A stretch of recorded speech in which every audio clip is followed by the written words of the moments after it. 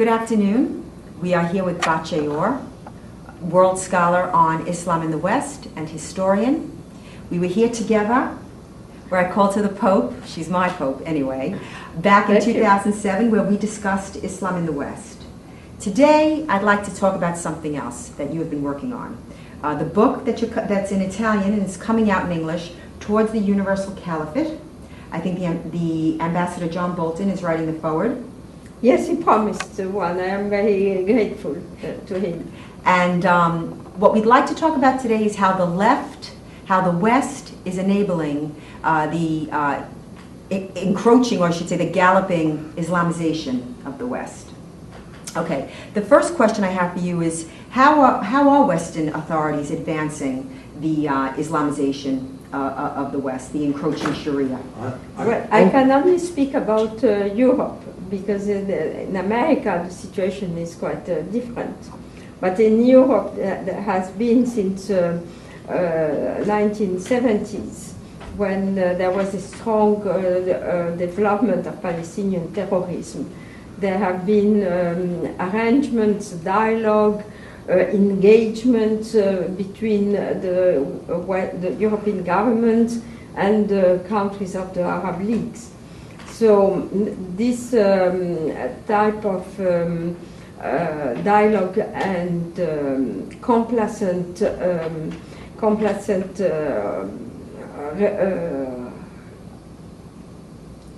relationships, yes, where the European countries accepted the request of the Arab League countries, has developed, have spread in Europe.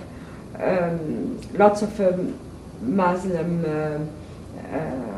cultural centers, and also has encouraged Muslim immigration, which is of course promoting and bringing the development of mosques, because you cannot have a big population without the mosque. If you agree to have an important immigrant population, you have to give them their religious rights. Right. And this means also the Arabic lessons, Arab institutions, and so on and so on.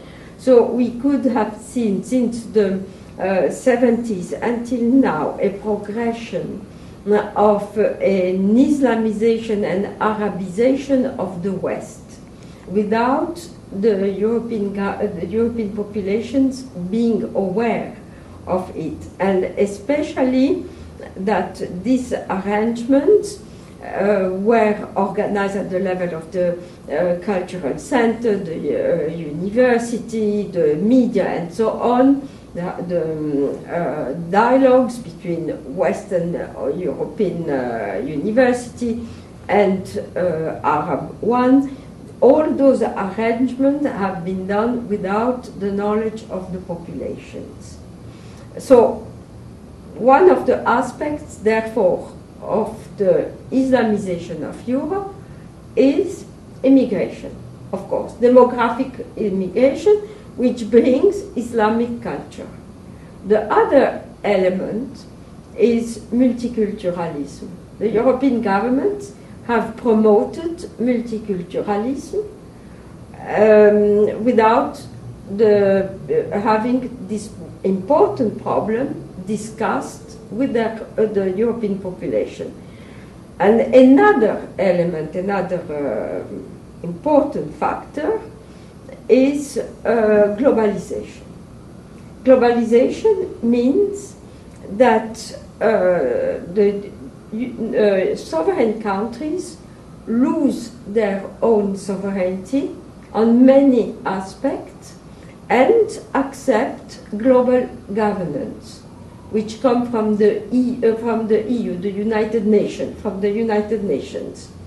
So this we see, for instance, that the United Nations regulations are more and more imposing themselves and ruling the countries, the Western countries, Western European countries. And I found this a danger because the OIC, the Organization of Islamic Country, is having always increasing influence on the United Nations and on the United Nations rulings. And therefore, I think that it is a danger for democracy, because the European people are losing the control they have on their own politics, because they cannot control, they cannot decide what is going on in the United Nations, and their own democratic institutions are weakened by the development of the United Nations domination and rules. So the populations don't know what is happening. They have lost the control of their own policy and their own future within the movement of globalization. Yes. Now, I did a series of articles on the Euromed partnership. Now, isn't the Euromed partnership a continuation of this policy, where basically you're opening up the floodgates to Africa, freedom of movement? I don't expect Europeans will be going there. I expect Africans will be coming into Europe without paperwork. I mean, it's opening up the floodgates to immigration. Yes, of course. This was the beginning of the globalization, if you want, process. It was restricted to the Mediterranean region. It was Europe and the Arab Mediterranean countries. Right. So this has created a syncretic, a hybridization of the Judeo-Christian culture and the Islamic culture. We see more and more that in Europe, a kind of hybridization, Islamic hybridization of the Western culture, so much so that the European Union renounced to what is the pillar of its identity. It is the Judeo-Christian identity, and it refused to recognize it in order to accommodate Muslim immigrations, Muslim immigrants in Europe. So you can say that there is, in fact, this Mediterranean society where there is a symbiosis, but the symbiosis is more in the Islamization of Europe than in the Westernization of the Islamic countries. Yes. Because we see that the OIC, the Organization of the Islamic Country, is now working in order to root the Islamic world in the values and tradition of the Quran and the Sunnah. So to make it even more Islamic, it is not going toward us, toward Westernization, but the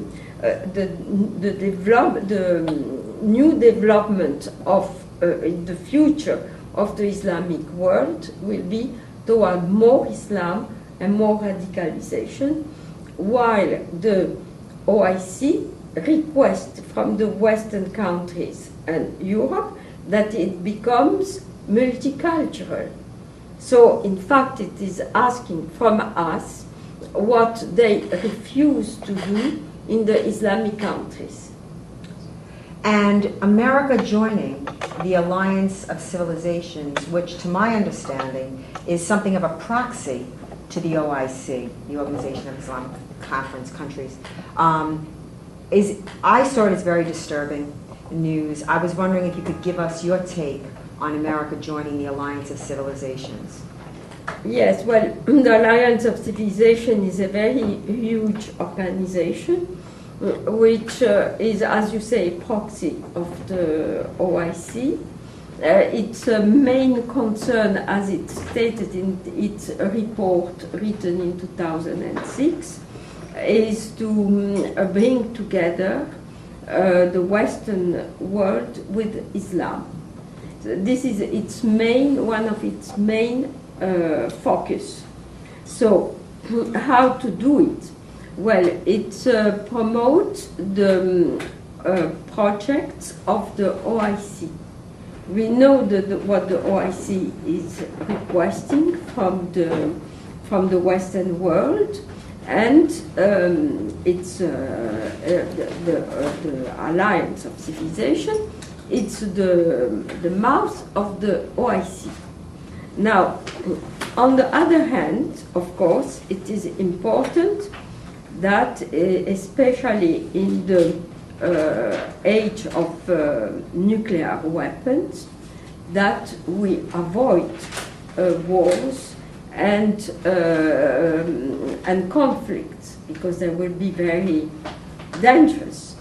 However, we have to recognize that we are now engaged into a conflict, which is a jihadist conflict. And the West must get out of its culture of denial and lies, and acknowledge that terrorism is in fact a war, a type of war. And it has to ask the OIC, the Organization of the Islamic Countries, which is an umbrella organization for the 56 Muslim countries, and which yield an enormous power.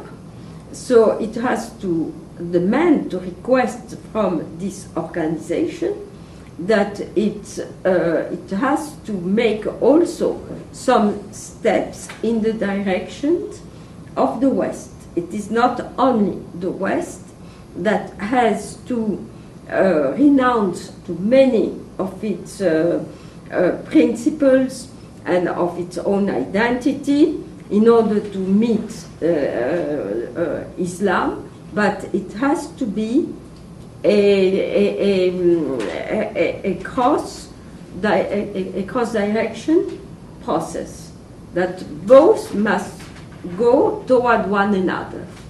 Otherwise, if only the West is doing all the efforts, the West will become already a demi-continent, a demi-society, a demi-culture. Yeah, and just for people that are not familiar with the term dhimmi, because you are the leading expert on it, you coined the term dhimitude. Yes. And Euradia too, that was yours. Just for the people, explain dhimitude, explain the dhimma, just so that they understand what it means. Well, the dhimitude is the civilization that was developed by the population, the non-Muslim populations that were conquered by jihad, because jihad is not just any war. Jihad has an ideology, yeah, and has its ruling, its jurisdiction. And this jurisdiction imposed on those populations a total subjection to the Islamic rulers, and also imposed some rules to which the non-Muslim must abide and must apply. And among those rules, it is the fact, the prohibition to criticize Islam. So, if you cannot criticize only one religion, this is absolutely contrary to our principles, yes, in the West, because everything can be criticized. Yes. And especially that Islam is together a religion, a law, and the politics. So if you cannot criticize the politics of Islam, and that Islam wants to Islamize you, so this means that you are neutralized. You cannot defend yourself. Neutered. Exactly. So, and this is in fact a tendency that we can see in the OIC, with the policy of denouncing so much Islamophobia in the West, the policy of accusation of Islamophobia is in a way also a mean to neutralize, a political mean to neutralize our defense. And we have to be aware of that. Yes, and people are not aware of it, and the media is aligned with the terror force because it's part of the obfuscation. It's very confusing to people. Yes, it is very confusing because, first of all, the Western world, and I must say also many Muslims, do not know the Muslim Sharia, the Muslim jurisdiction. They don't understand that, this rule. They don't understand what is the blasphemy law, for instance. What are the Sharia laws? They don't understand. So for them, all this is something they cannot fight against because they don't understand what it is. But also many Muslims don't know that, and for them they can consider that the reaction of the West to the adoption of certain Muslim custom can be Islamophobic because they don't know the background of this history. They don't know the history of jihad, for instance. Right. So, because the Islamic view of history, the Islamic interpretation of history, is only according to Sharia. And this means that Islamic history is perfect. It's correct. And there was nothing wrong. Jihad has nothing wrong. This is why we cannot criticize jihad, because everything is perfect. So we have a conflict, an argument, even on words. Yes. What is jihad? What is terrorism? We cannot even say to criticize jihad.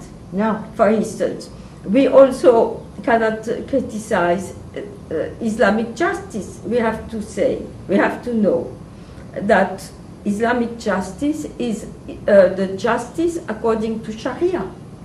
But as we cannot abide to this interpretation of justice, because it means Sharia promotes the cutting of the lambs, also crucifixion in case of apostasy, and many other aspects. So this is not justice for us. We have another definition of justice. Justice is equality of men and women. It is equality of all human beings. It is based on the Ten Commandments. It is based on the Enlightenment. It is based on a lot of other principles which are not based on Sharia. Right. So when we speak about justice, even this word has different meaning. Yeah. When we speak of peace, it is different. It has different meaning. Peace in Islam is peace according to Sharia. Peace for us is contrary to what it means in the Sharia. Now, you saw that the counterterrorism advisor to President Obama said that jihad was a legitimate tenet of Islam. Isn't this very dangerous? Isn't this more obfuscation? Yes, of course. This is because this is according with the Islamic vision of its own history. Jihad, because it is a war to expand the religion of Islam in the world, is a perfect and just activity, because it is done according to the Quran request and command. So it cannot be wrong, because everything which is Quranic is perfect, because it comes straight from Allah. You cannot criticize. Right. So jihad is according to Muhammad activities and commandments. So if us, the Western world, which have been for 13th century the victims of jihad, which is a very barbarous and violent war, and we cannot criticize this war, and we say it is perfect, it is good, so then it is self-defeating. Yes.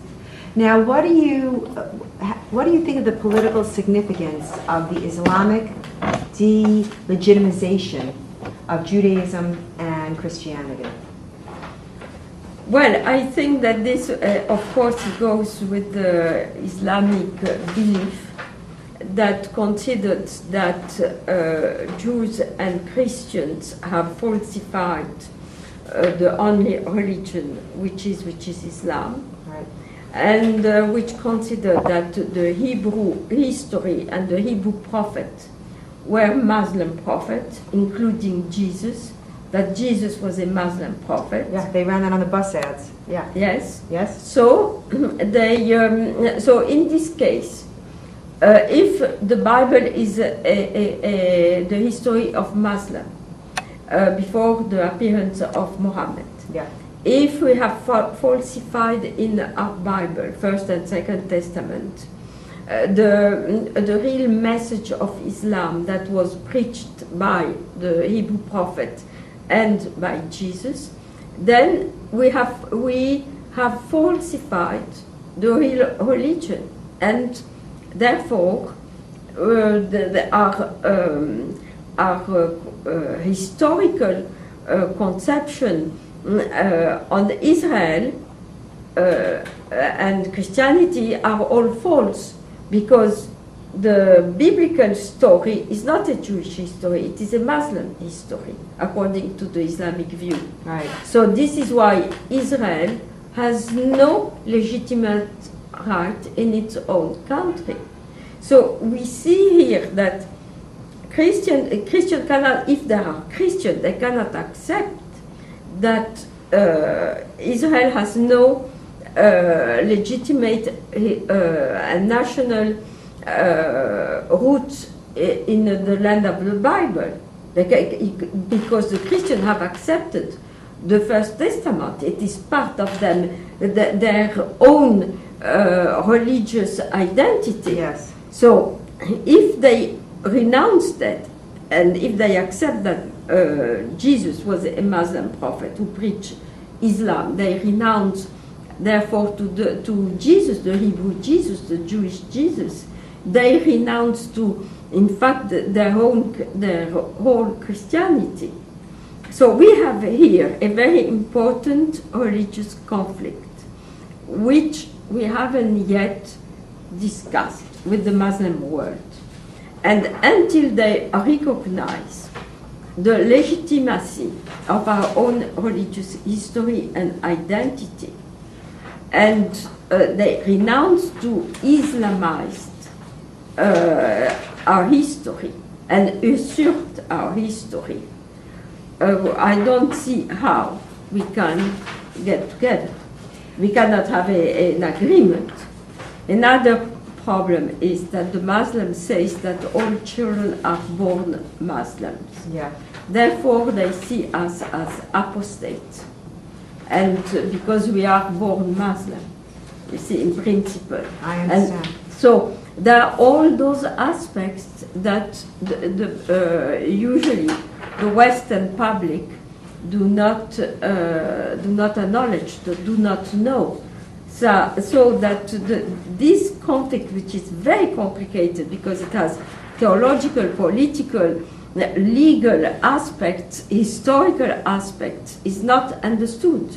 But how are you going to get them to recognize the legitimacy of Judaism and Christianity when their whole religion is based on falsifying it? It's like when I discuss expunging the Quran of its violent texts. The problem that I see, and you are the world's leading historian on Islamic anti-Semitism, it's very much a part of the doctrine, is it not? Can you discuss Islamic anti-Semitism with us for just a bit?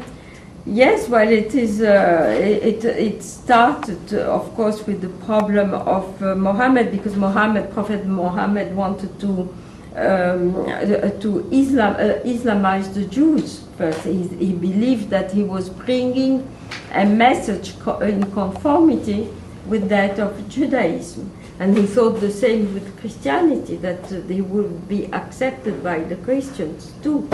But then in Medina there was a big Jewish community, and they, of course, they didn't accept his ideas, and because also he didn't know much about the Bible, and therefore there was a conflict, and Muhammad got rid of the Jews there. It is well known.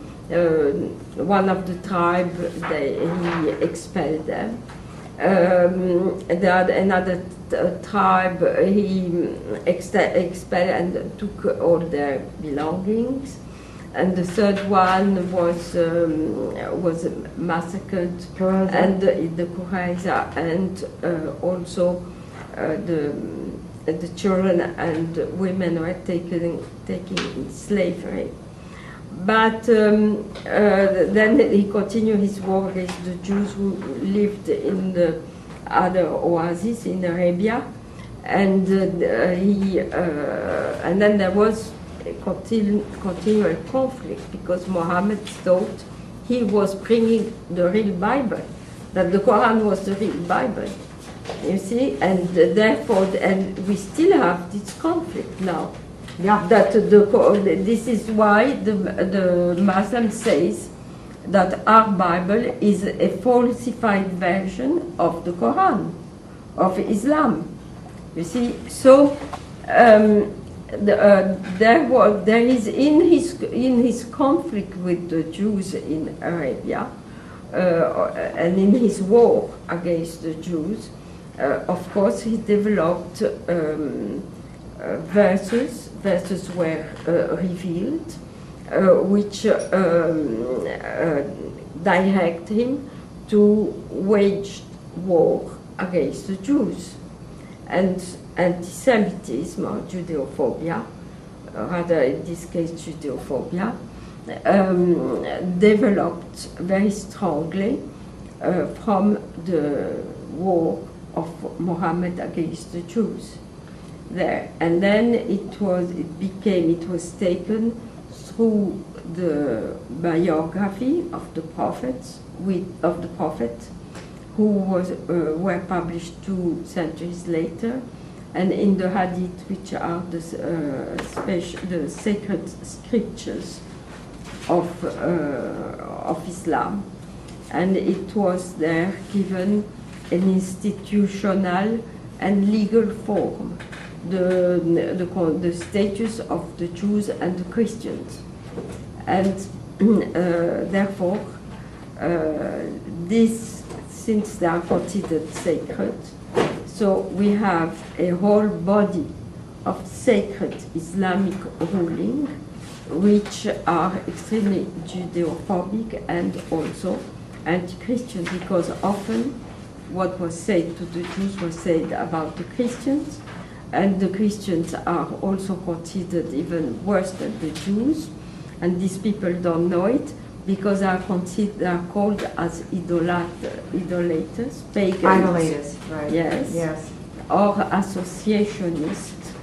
This is the people who associate other gods to one god. So, in fact, and also because of the war that developed later with the Christians, against the Christians, so the history, Islamic history, and legal institutions and rulings have a whole body of anti-Jewish, anti-Christian, also anti-pagan, important, baggage. Yeah. And this absolutely, if we want the peace of civilization, this must be examined. Now, how would you say that the U.S. now, along with the EU, is advancing Islam in the West? Well, because this is this is the root in the ideology of refusing war. The EU was built on the refusal of any war in the nuclear age. So it has adopted an accommodating and engagement policy with the Muslim world in order to avoid conflict. But also, there are also other reasons which are based on economic needs, since the Islamic world has an enormous reservoir of energy. Right. So, the economic reasons and the desire to have good relations with the Muslim world, and the renouncement of one's own identity, which is very strongly developed in Europe, but not in America. But this maybe will come, because the European because in Europe we had a very strong Nazi, leftish, communist tendency, which was anti-European and anti-religious.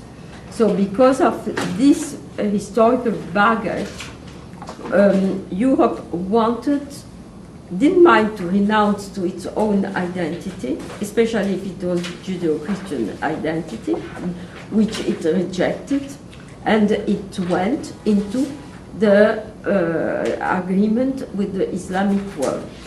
Now, we see with this Obama administration, the leftist administration, the democratic one, we see the same vision. It is an ideology. It is the desire to create a world, a peaceful world, where there won't be any boundary, religious boundary, national boundaries. Everyone will be together, the brother and sister.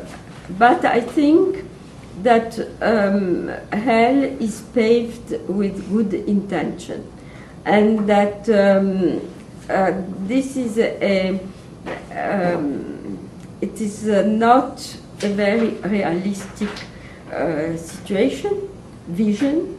We have to see that we have enemies, and we have to know why there are enemies, and we have to deal with enemies. If we want peace, we have to deal with enemies. We cannot pretend that we have no enemies. So what should the Western governments, what should the US, what should Europe be doing? Well, I think, I speak now about Europe. I think what we see in Europe is a development of a conscious of all those problems now. You're becoming aware of it. Yes, on the grassroots, the people. Yeah, the people. Yes, we love that. Yes, like for instance, those who support Geert Wilders. Yes. And there are others like that also. So people are bringing pressure on their governments to force them to listen to them, because after all, those governments are elected in order to take care and protect the wish of their citizens, yes, not to make dealing with Arab countries and to arrange for a huge Muslim immigration. So they are now forcing the governments to take their responsibilities. And if they are incompetent, because the leaders of the governments are there to serve, and this is very strongly developed in America, they are there to serve the people, yeah, not to serve their pocket or their own ambition. So there is much more demand now which are done on the leaders, and they have to listen to their own people. Now, how to do?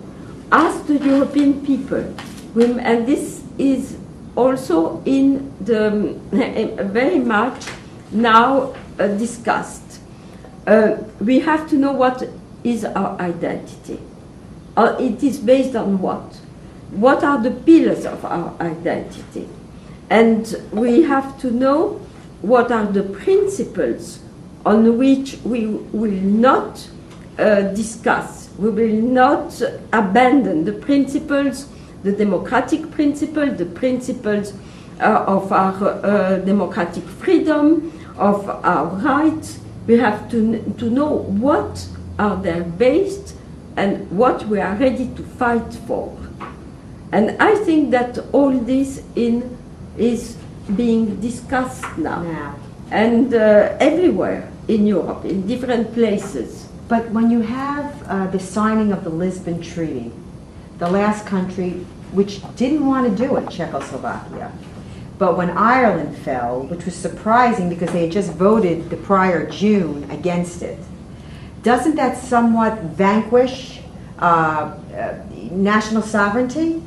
Of course, but this has even woken up more the European people. The Lisbon Treaty? The Lisbon Treaty, because they realized how the leaders are doing policy behind their back and without the approval of their own citizens.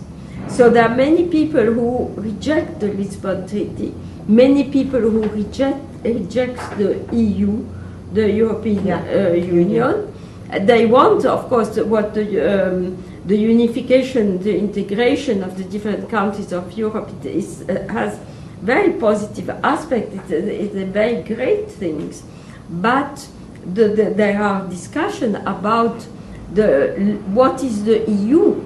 It is a supranational body that has confiscated the national sovereignty of the people, and which is engaging into globalization in a big way, and in a way that the citizen cannot control. They lose the control of their own future and their own society. So all those elements are being discussed now, and all this with a huge Muslim population in Europe, which is linked with the OIC, right, which is acting in a contrary way to what the citizens want. So the situation is becoming very conflictual in Europe. Now you don't have in America this situation because you are one country, you speak one language. It is different. No, we're experiencing something different. I mean, my book is coming out in July, The Post-American Presidency, and the Obama administration's War on America. And really, a basic tenet of the book is how Obama is abandoning American sovereignty, relinquishing it to international law. We're seeing that increasingly, which we find very, very troubling. And he seems to not give a whit about the Tea Parties. I mean, I know that they are smeared in the media as millions of racists, which we know this is what they do to us. They call us bigots, as racists, Islamophobe, and so on and so forth.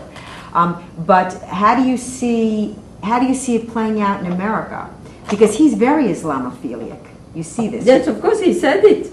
He said that a change. He wanted change in policy. Yes. And he wants to engage the Muslim world. So he wants to go with them, toward them, to please them. Yes. So it is clear that his policy will be on this base. Yes. So what I see it is that, of course, with globalization, with which is the engagement with the Muslim world, which is a process within the globalization. So this, of course, will lead America to relinquish some of its sovereignty. It is for the American to decide where they want to go, what they want to keep, how they will manage within globalization. It is a very complicated problem, because we are going to a new world now, especially with the exchange, excuse me, with the big immigration movement, with also the communication, facilities of communications. So toward what we are going, we are losing the past, the secure past, and we have to build the future. But with what and how? And it is a very destructured world that we have now, at least in the West, because I don't think China has changed. The Muslim world, on the contrary, is building itself. This is why I called it the caliphate, because the Muslim world now is getting a very strong organization, which is the Organization of the Islamic Conference, which has many instruments, internal instruments, and which it has its own court of human rights according to Sharia, its own international tribunal according to Sharia also, and several other bodies. And as it had said in several of its statements, the OIC wants to build the universal Ummah. This is the Muslim worldwide, yes, on rooting it in the Quran and the Sunnah. So it is not like us, which are destructured. We don't know where is our identity. We are full of guilt because of this, because of that. They have a very strong position, and they are, according to their text, they want to create a Western Islam which is linked to the universal Ummah, and will a Western Islam linked to the universal Ummah, and which will be organized and coordinated through Muslim schools, Muslim teaching, and Muslim centers, and the media also. Muslim media, all that coordinated throughout the Western world. So we shall see this emergence of a Western Islam, which will be very strongly rooted in its original values, the Quran and the Sunnah, within a Western world which is corroding, which is totally decaying. And which is even doesn't reproduce itself. It is totally doesn't. The youth don't get married, don't have children. So demographically, we don't have a future if we don't reproduce ourselves.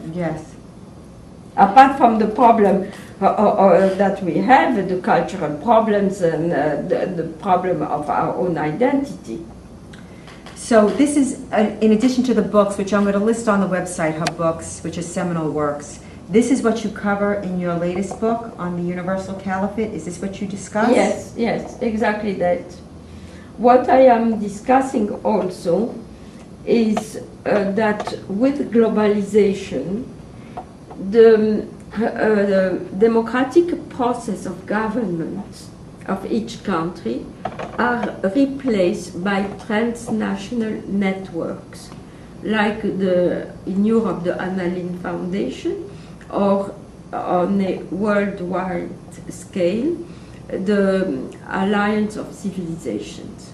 The Alliance of Civilization is a gigantic network that collaborates with several countries on different levels, which are political, historical, military, religious, on all levels, and which impact on the government of the countries through these networks.